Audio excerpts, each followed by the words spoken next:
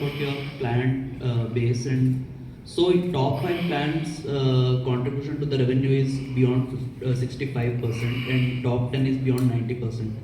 So what is your strategy going to be in terms of minimizing the client concentration risk? And also I wanted to understand what is the scope of expanding client base in your top verticals, that is aerospace and defense.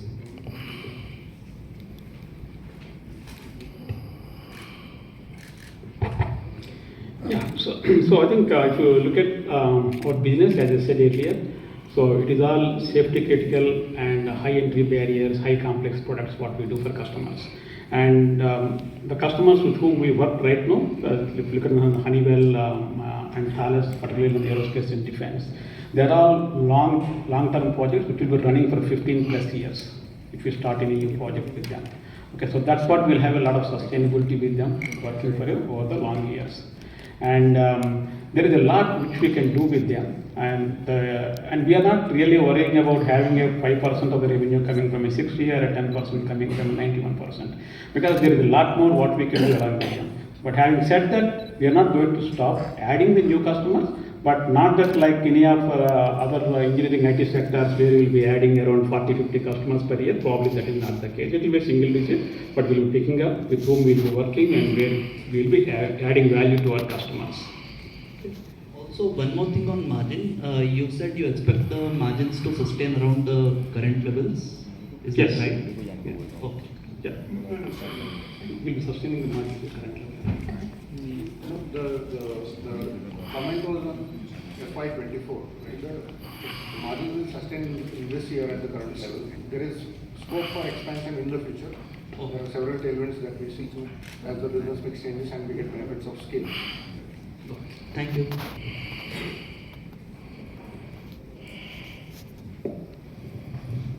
I'm Jayakumar from Kaumudi Group. See, my question is regarding railway signaling. See, you are giving some railway signaling systems to government of India, I think. What are the products that you are giving? Okay, so this is a cable or a lighting or a board, only board connected things. How is that? And second one, what about that new train? You have any contribution in that? Yeah, so we are working for the Thales again. Thales is also there in the rail division. So we do for them train production systems. Okay, so we develop some of the electronic modules for them, and which are being shipped today export. So that's what we are working on. What about Vande Bharat? Do you have any contribution that new device which can automatically stop the one train when another train came across the same line? Do you have any contribution in that? No, right now we are not working with the Indian market there. So what we are doing it today for an export for other customers, not for the Vande Bharat if you are looking at. Good afternoon, sir. This is Sujata here from News Plus Views. Who are your main competitors, and how are you planning to age ahead of them? Yeah, so as I said, I think our main competition is predominantly in outside India for our business where we are today and the type of products what we do. And there are some of the competitors like Plexus, Celestica, Sanmina. So these are few of the ones with whom we usually compete. If I may just How are add. you planning to go ahead with that to age out them? Sorry? How are you going to age out them? What are your future plans? So I'll just add one more thing to what Rajendra said. I think one of the key elements of our business is we've built it in such a way that we're not just playing on the India story, we're playing on a global competitiveness, because any business really ultimately survives because of global competitiveness. That's why when Rajendra said our competition is companies like Plexus or Sanmina, it is because our customers are evaluating us from a global perspective. Now, we might share with the sort of the well-known names within the Indian EMS industry. We might still share some of the customers, but that's because it might be a client, but the programs that we're bidding are typically quite complex programs because that's really where you can make a little bit more money and better margin and more sustainable. So that's one element. That's why I think our competition is a little bit more global, which is what we like to be. Now, to the second part of our question, to the second part of your question, sorry. If you look at some of the differentiation that we have, because ultimately most of these companies are, have a certain geographic footprint. We believe that our footprint, both with what we have in India, but what we are also looking to build globally, gives a competitive advantage. The second big thing is the whole design capability. Like Rajendra said, I think in the presentation, we have now maybe 8,000 design engineers.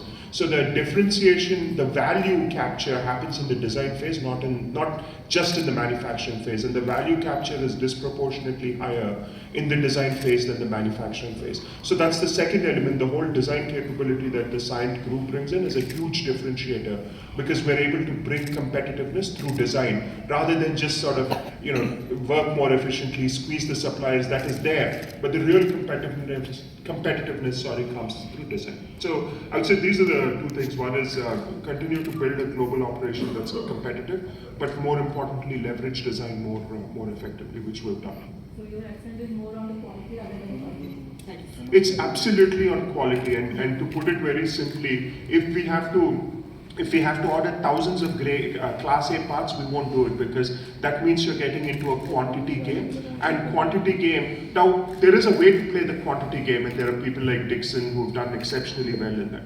But you have to decide which game you're playing. You can't play both. And we've chosen to play the quality game because the margins are better. The margin is also a reflection of risk, so the risk can be managed a lot better. So that's absolutely correct. We're playing the quality game.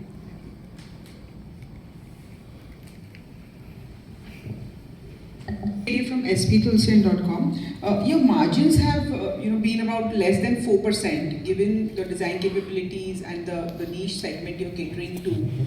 Why are these margins so low? Are you referring to the PAT margins? Yes. Yeah, so the PAT margin is not a reflection at this scale, right? I think what we should look at is EBITDA first and then see how we are scaling up from there. PAT is important and we will obviously focus on that. But if you see our operations, last year we did an EBITDA of 11.5% and this 10.5% and the year before that about 11.6%. Now, that is the true operating metric, right? And even there is a lot of potential to sort of scale and grow this business and improve margins further. I think it's a function of how the business mix is today. And as the mix shifts more towards the design elements that Krishna referred to, our margin profile will increase. Our capacity utilization is quite low today. I think with the huge order book, we expect the capacity utilization to substantially improve, which means we'll get benefits of scale, better absorption of manufacturing overheads, factory overheads, right, which will all add up to the margin expansion from where we are. So, to a 200-300 basis point margin on the EBITDA level, is that? Yeah, that is definitely the expectation, but it will not happen immediately. It's happening over a period of 2 to 3 years. Sure. Secondly, why is the inventory so high as of 31st March 23? It's almost jumped to 400 crores from 250 crores. Yeah, that's completely a function of the supply chain problems that exist right now. Right, I think as we see, there are several parts which are in demand and there's short supply. Right, so you order ahead of time so that the revenue is secure. But it's easing out considerably. I think as we move forward, we expect the inventory days to be around 90 to 100 days going forward. It's a point in time thing, right? So and it's not something that's unique to Cyient DLM. I think all companies in this space have had huge build-up of inventory. Finally, the revenue growth has also not been as substantial as, say, some of the other peers in this sector. Yeah. So, that is not something which will excite investors. So, what is causing this slower growth, if I may call? Yeah, so the revenue growth has been 15% last year. It's definitely lower compared to some of the other peers. But there's a strong reason for that. If you see our margin trajectory, what we've done is we've consciously shifted towards higher quality revenue, right? So we've let go of revenue to make sure that we sustain and grow revenue that is of higher margin. So the margin trajectory going from a 3% to 11% is a reflection of how much revenue we've let go, frankly. And now the order book is built with all the quality revenue, quality clients, right? Tier 1 clients.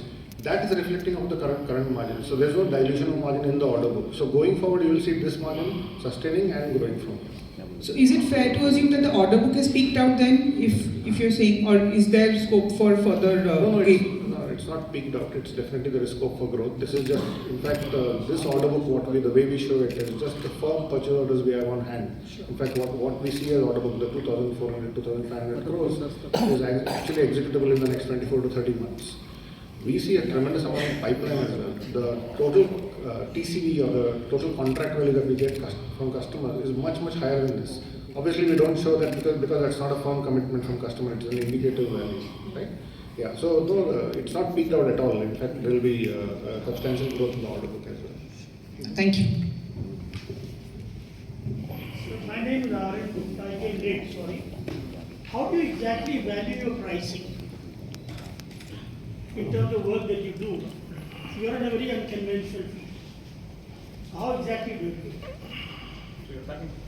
Are you talking about the price, product pricing? Yeah, product pricing, basically, if you look at the build to print, what we do, and where we get all the all the bill of materials from our customer. So we basically go and get the quotes from various suppliers globally, correct? And we also have some of the advantage, the competitive advantage, to go and negotiate, because there are suppliers where there will be 2 or 3 suppliers who will be probably giving the same product. So we'll be negotiating and we will be probably getting the product cost. So we know exactly what is the material cost. Right? Once we have the material cost, the rest of the thing is the value add cost from our side. What is the manufacturing cost? So we have what is the design related things for doing the DFX analysis. So all that cost we internally we estimate it, and then we look at what should be our margin, and then we submit the quote to the customers. So sum of parts plus your value? Value add, exactly. What about the comparative edge? I mean, how do you factor the comparative edge? That's what that is. Whatever with the DFX analysis, that's where the competitive edge comes into picture there in terms of design for manufacturability, design for assembly, design for testing. So those are the things which internally we will put those things as a part of our NRE investments into the program. One slightly tricky question. How much of rejection have you seen, experience? Rejection of the final products, what we do it. So that's what I think the lady who asked about that, what we are doing on the quality side, which we are doing it. Now today our the PPMs, if you look at it, they are less than 400 PPMs. So which is the highest today in the market, which we are doing. I mean, the industries where we are currently today. What is the industry standard? Probably. I mean, probably it is greater than 500. I mean, if anything less than 500 is where the best in the industry right now. Thank you.